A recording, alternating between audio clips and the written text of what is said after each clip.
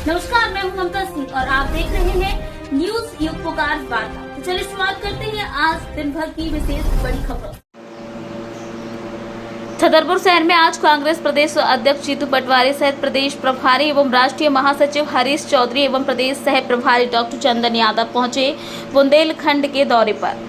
कांग्रेस के प्रदेश प्रभारी हरीश चौधरी ने कार्यकर्ताओं को संबोधित करते हुए एकजुटता का मंत्र दिया। उन्होंने कहा कि अब कांग्रेस दिल्ली और भोपाल से नहीं बल्कि छतरपुर से चलेगी। हर कार्यकर्ता तय करेगा कि आखिर चुनाव को कैसे लड़ना है।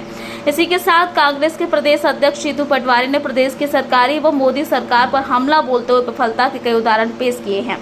जीतू पटवारी ने बयान देते हुए कहा कि भगवान राम ने कहा था कि प्राणी मात्र से सद्भावना हो। जो लोग ये कहते हैं कि हम हिंदू गांव बनाना चाहते हैं, मैं उनसे आग्रह करना चाहता हूं कि पूरा ब्रह्मांड अरबों साल पहले हिंदुओं के भावनाओं के बाद ही सर्वा है, तो फिर अरबों साल पहले राम थे, तो पूरा विश्व हिंदू होना चाहिए। गांव क्यों होना चाहिए?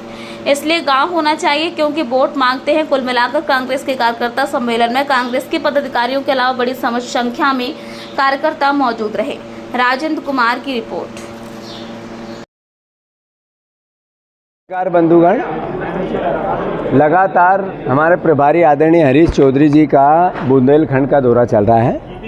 इससे पहले प्रदेश के लगभग 20 जिलों में हम गए हैं। उद्देश्य है हमारे जो विपक्ष की भूमिका का दायित्व कांग्रेस पार्टी को मिला है, प्रदेश की जनता ने दिया है। साथ ही साथ संगठन को मजबूत कैसे करें, इसकी चर्चा करने के लिए कार्यकर्ताओं से संवाद की भावना विधानसभा वार कैसे बनी।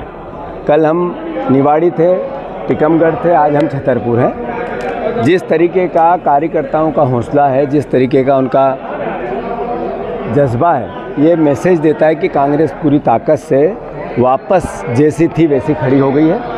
अब हम हमारा दायित्व निभाएंगे। हम पूछेंगे कि क्या हुआ मोदी गारंटियों का। हम पूछेंगे कि क्या कारण है कि सरकार को क्यों माफियाओं ने घेर लिया। कितना बड़ा करप्शन देश और दुनिया में कहीं देखने को नहीं मिलता जो मध्य प्रदेश में है।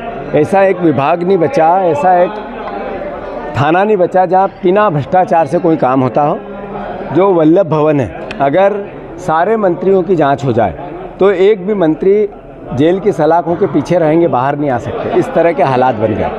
सरकारी ज़मीन पर भारतीय जनता पार्टी के नेता कैसे कब्जा करें, बस रात दिन इसकी एक तरह से होड़ लगी हुई है। जैसा मैंने कहा, कांग्रेस को विपक्ष की भूमिका मिली है, हम पूरी ताकत से निभाएंगे।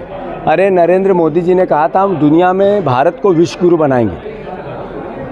हमारी वीज़ा की स्थिति क्या हो गई, हमारे पासपोर्ट की स्थिति क्या हो गई। हमें ट्रंप डराने लगा, हमें बांग्लादेश का राष्ट्रपति हमारे प्रधानमंत्री को आंखें दिखाने लगा।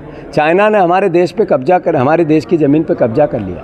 आखिर क्या हालात हो गए कि जो विश्व गुरु की बात करने वाले डॉलर का मुकाबला कर रहे थे, वो डॉलर अत्यधिक अकल्पनीय रुपए से ऊपर पहुंच गई। आखिर इसके लिए दोषी कौन है?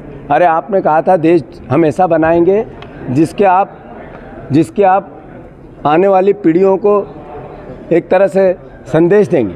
सबसे बड़ा बेरोजगार देश हमारा बन गया, किसानों का कर्जदार देश हमारा बन गया। सबसे ज़्यादा भ्रष्टाचार देश में होता है और ईडी और इस तरह की एजेंसियों का दुरुपयोग विपक्ष को डराने के लिए होता है।